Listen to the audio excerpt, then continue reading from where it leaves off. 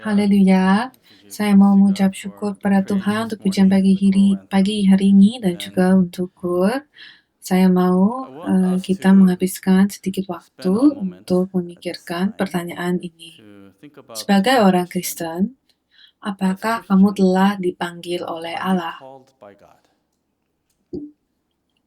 Saya berikan kalian waktu sejenak untuk merenungkannya. Apakah kalian pernah dipanggil oleh Allah? Apakah kalian dipanggil Allah hari ini?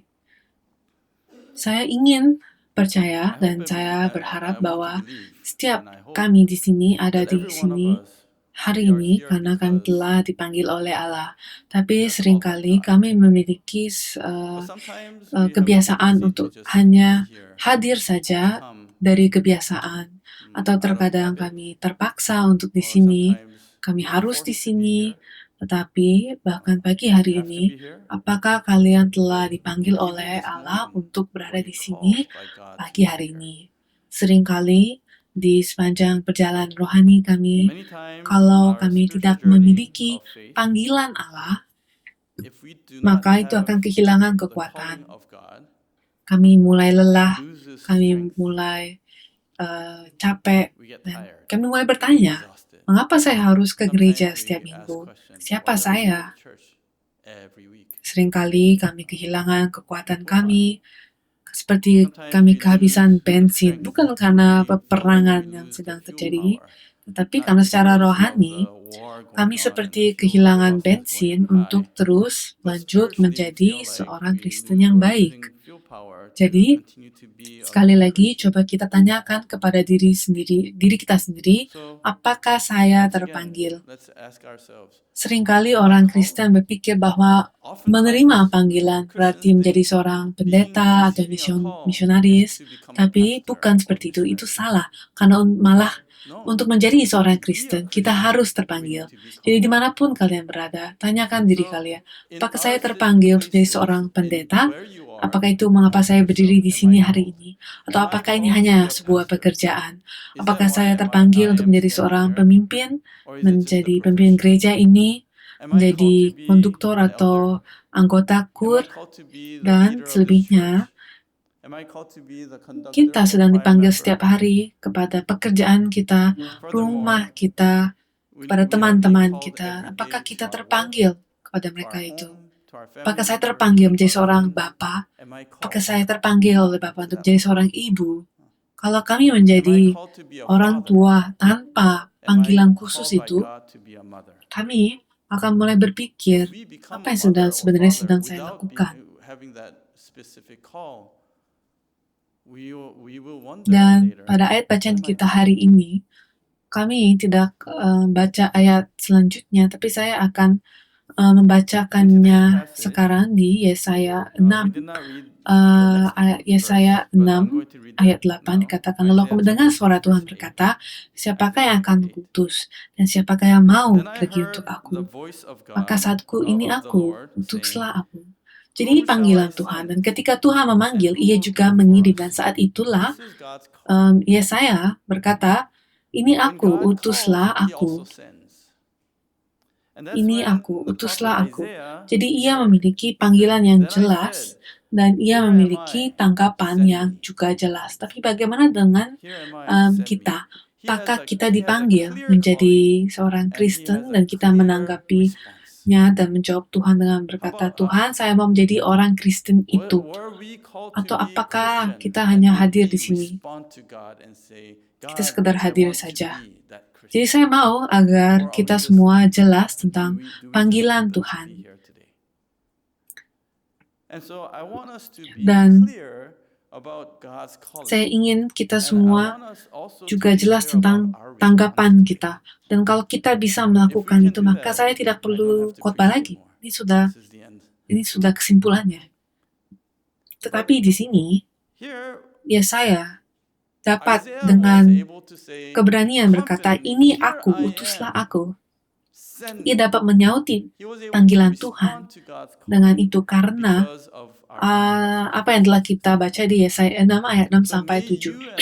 Jadi kiranya kalian pun dapat dengan keberanian menanggapi Tuhan, menyautinya dengan berkata, ini aku, utuslah aku. Tapi agar kita dapat menjawab Tuhan seperti itu, maka kita memerlukan berkat dari bara api yang menyala. Dan itulah judul khotbah hari ini, berkat dari bara api yang menyala. Saya akan bacakan Yesaya 6 ayat 6-7 sekali lagi. Dikatakan, tetapi seorang daripada serafim itu terbang mendapatkan aku. Di tangannya ada bara yang diambilnya dengan sepit dari atas mesbah. Ia menyentuhkannya kepada mulutku serta berkata, lihat, ini telah menyentuh bibirmu, maka kesalahanmu telah dihapus dan dosamu telah diampuni.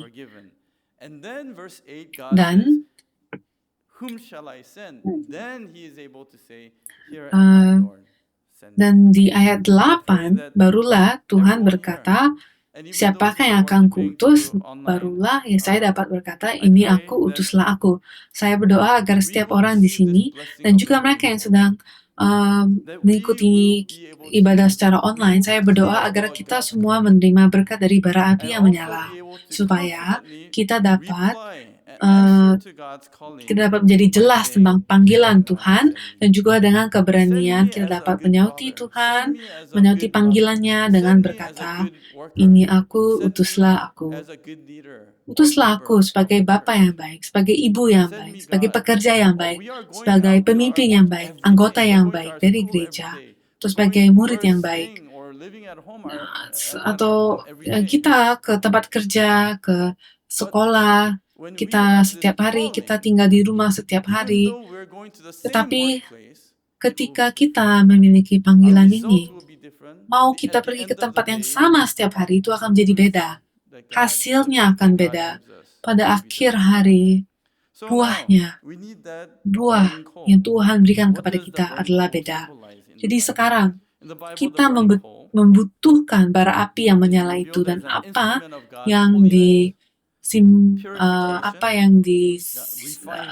api yang menyala itu adalah simbol apa?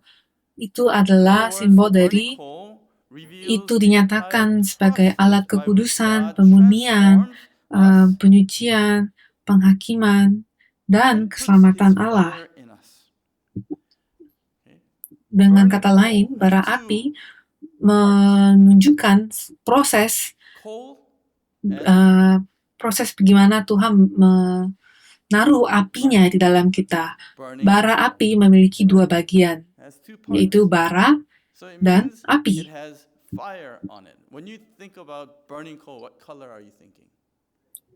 Dan ketika kita memikirkan bara api, warna apa yang kita bayangkan? Warna merah, kan?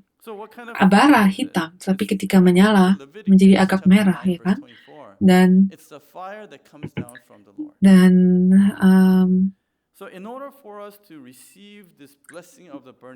api seperti apa ini? Menurut Imamat 9 ayat 24, ini adalah api yang turun dari Allah.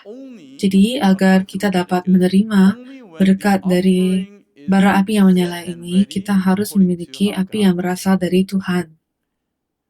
Dan api yang turun dari Tuhan itu hanya turun ketika persembahan dipersiapkan sesuai dengan cara yang berkenan di hadapan Tuhan.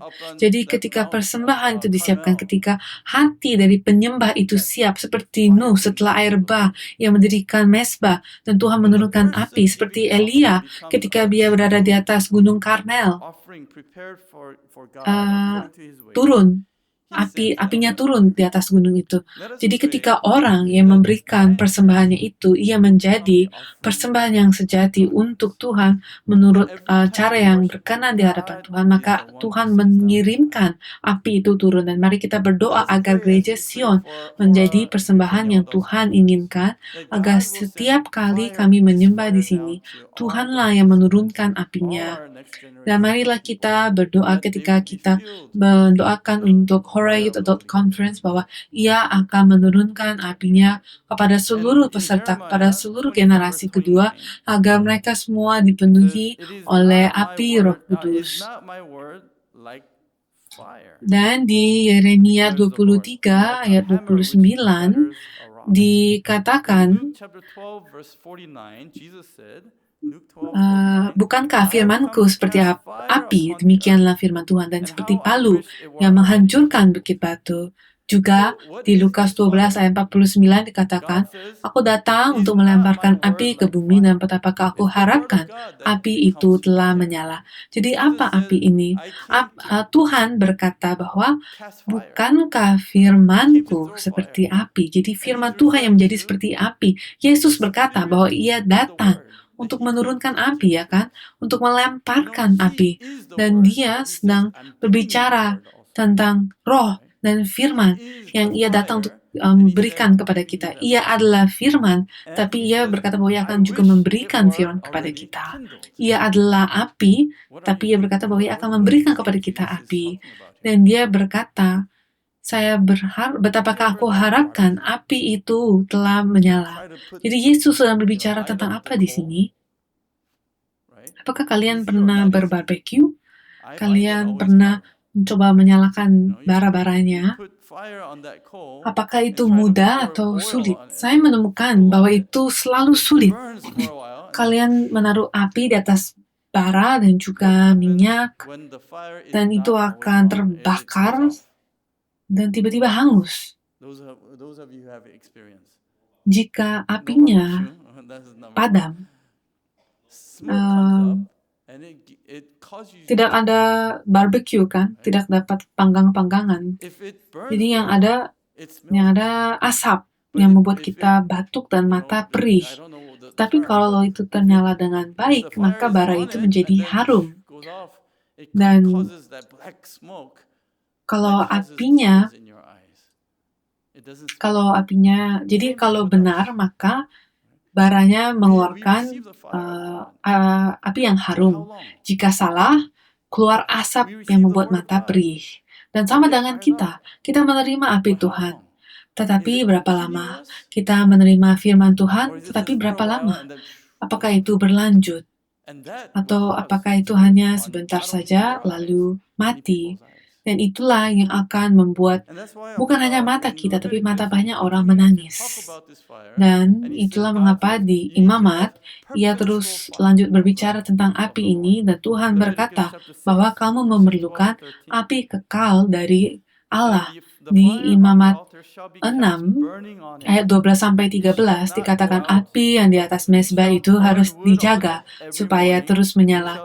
Jangan dibiarkan padam. Tiap-tiap pagi, imam harus menaruh kayu di atas mezbah, mengatur korban bakaran di atasnya, dan membakar segala lemak korban keselamatan di sana.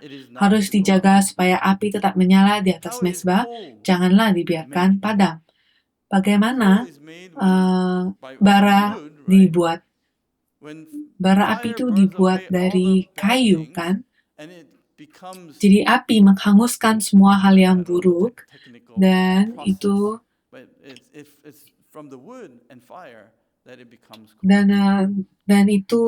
saya tidak tahu proses tekniknya, tapi dari api itu akan menjadi bara api, menjadi bara. Dan firman Tuhan pun harus turun kepada kita terus-menerus agar kita dapat menerima berkat dari bara api yang menyala. Jadi, hal pertama kita perlu berdoa. Tuhan, izinkanlah apimu berlanjut di dalam hidupku. Izinkanlah apimu tidak pernah padam di dalam hatiku. Dan bara api itu, ketika api itu terus berlanjut, api itu menghanguskan dosa, dan api itu memberikan kepada kita kekekalan, dan memberikan kepada kita pembersihan rohani seperti yang telah kita baca di kitab Imamat. Jadi itulah bagaimana bara api yang menyala diberikan kepada kita melalui api Allah. Ketika dosa-dosa kita terbakar, ketika kita terbakar oleh Roh Kudus, barulah kita sadar bahwa kitalah yang menjadi bara api yang menyala itu. Kitalah persembahan itu. Ketika api Tuhan turun kepada kita, kita menjadi bara api yang menyala. Sama sebagaimana Yesus adalah firman, tapi Ia memberikan kepada kita firman, Ia juga adalah bara api yang menyala, yang memberikan kepada kita api itu, dan ketika kita menerima api itu, kita juga menerima berkat dari bara api yang menyala. Jadi sekarang cobalah kita lihat beberapa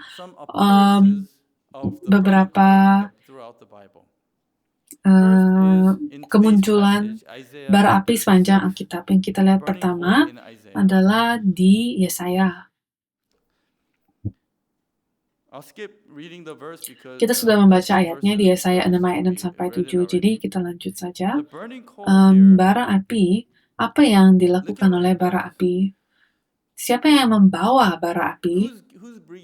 Salah satu dari serafim yang juga diketahui sebagai kerub atau makhluk hidup. Itu adalah makhluk-makhluk surgawi.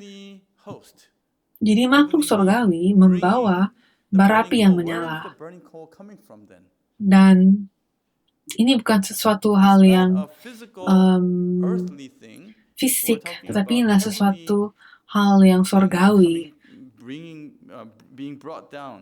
Dan ini berasal dari mesbah kerajaan surga. Dan apa yang disentuhnya, itu menyentuh bibir Yesaya. Dan ketika bara api menyala itu menyentuh bibir Yesaya, apa yang terjadi? Apa yang terjadi ketika bara api menyala menyentuh bibirmu? Bengkakkan bibir kalian. Jadi apa yang terjadi? Di sini dikatakan bahwa maka lihat, ini telah menyentuh bibirmu, maka kesalahanmu telah dihapus dan dosamu telah diampuni. Siapa ingin bibirnya disentuh oleh bara api yang menyala? Saya berdoa, kiranya bara api ini menyentuh setiap bibir kita. Bagaimana bara api ini yang berasal dari mesbah sorga menyentuh bibir kalian? Apakah bara api telah menyentuh bibir kalian? Kita telah belajar bahwa bara api menyala ini menyimbolkan firman Tuhan. Apakah itu telah menyentuh bibirmu? Di mana? Kapan kalian menggunakan bibirmu?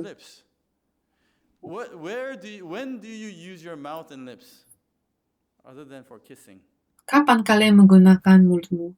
Kapan sesuatu menyentuh bibirmu? Ketika kalian makan dan juga ketika kalian berbicara. Jadi masuk dan keluar. Jadi ketika bara api menyala itu masuk, kita sedang memakan firman Tuhan. Dan kapan bara api menyala itu keluar?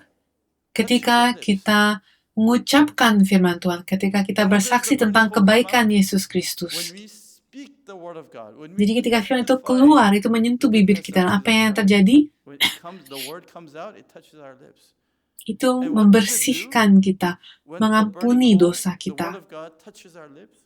Dan itulah mengapa Nabi Yesaya dapat berkata, inilah aku, utuslah aku. Seringkali di sepanjang Alkitab dan juga dengan kondisi kita, ketika Tuhan berkata, saya mau kamu melakukan pekerjaanku, apa hal pertama yang kita katakan? Tetapi, saya tidak cukup baik. Tetapi, saya tidak cukup umur. Tetapi, saya masih berdosa.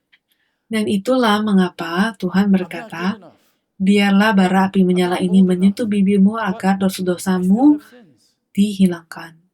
Jadi salah satu caranya agar dosa kita dibersihkan adalah dengan menaruh firman Tuhan pada mulut kita, menerima firman Tuhan, memakannya, dan memberitakannya. Dan saya percaya bahwa firman Tuhan akan membersihkan kita. Kedua, kita melihat bara api pada kerub.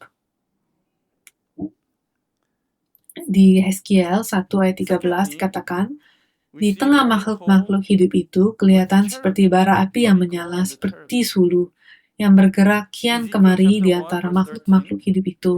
Dan api itu bersinar, sedang dari api itu kilat sabung menyambung.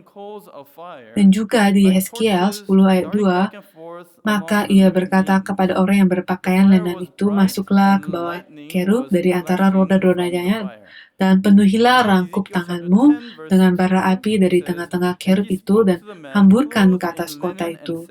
Lalu aku melihat dia masuk. Jadi kerub, yang juga dikenal sebagai serafim atau makhluk hidup, mereka adalah pelayan-pelayan kemuliaan Allah. Mereka adalah penjaga hadiratnya. Mereka dibordir pada kain-kain kemah suci. Mereka menjaga masuknya ke ruang Maha Kudus di mana terletak tabut perjanjian, dan kita juga melihat kerub di tahta Allah di sekitar tahta Allah. Kita lihat itu di Wahyu. Jadi kerub ini yang paling dekat ke tahta Allah. Mereka adalah penjaga hadirat Allah. Mereka bukan sekedar malaikat biasa saja, tapi mereka adalah anggota sorga yang paling dekat ke tahta Allah. Dan seringkali Alkitab menjelaskan mereka bahwa mereka berada di tahta Allah juga. Dan kita telah belajar tentang kerub. Mereka menyimbolkan pekerjaan Yesus melalui 4 Injil juga. Jadi kerub ini, mereka memiliki bara api yang menyala itu. Dan di mana bara apinya? Pada kerub ini, di mana bara api terletak pada kerub? Dikatakan bahwa itu berada di roda-rodanya. Dan roda-rodanya ini menyimbolkan pekerjaan Tuhan yang dilakukan di atas bumi. Jadi di tengah-tengah pekerjaan Allah, kalian akan menemukan bara api yang menyala.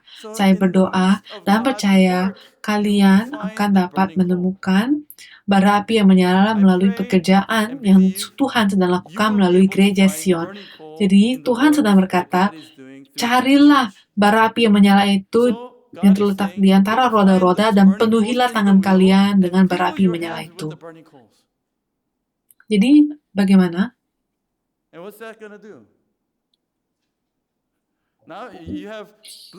Apa yang sedang Tuhan melakukan melalui bara api ini yang menyentuh bibir dan tangan kita?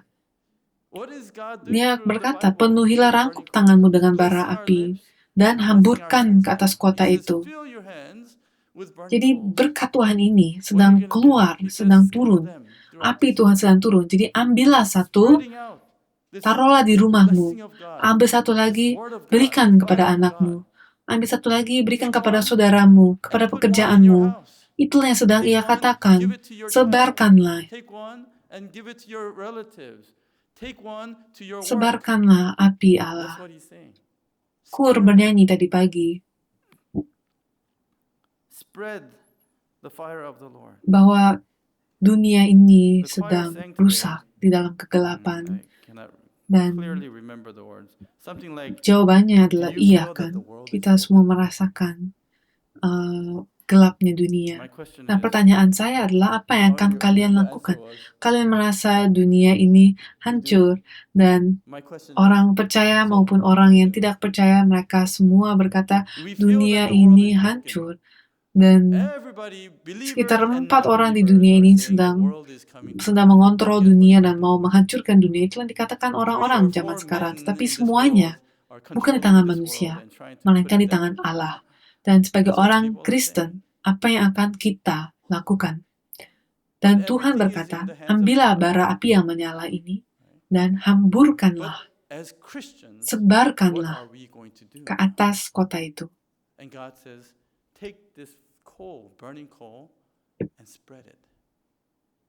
Dan saya percaya ketika kita yang telah menerima firman Tuhan, maka api Tuhan itu, ketika kita menerima api dari surga itu, ketika kita pergi ke tempat-tempat, maka kita akan menjadi bara api menyala yang terhamburkan itu. Dan itulah mengapa pada mulanya saya mengajak kita semua untuk bertanya pada diri kita, apakah saya memiliki panggilan itu? Dan panggilan itu bukan berarti kita harus ke negara yang lain, tapi panggilan itu berarti kita harus mengambil bara api yang menyala itu, dan kita harus pergi ke tempat pekerjaan kita, ke rumah kita, kemanapun kita pergi. Apakah kita membawa bara api menyala itu di dalam diri kita? Apakah kita telah menjadi bara api yang menyala itu? Dan ketiga, terakhir, kita melihat bara api di penghakiman.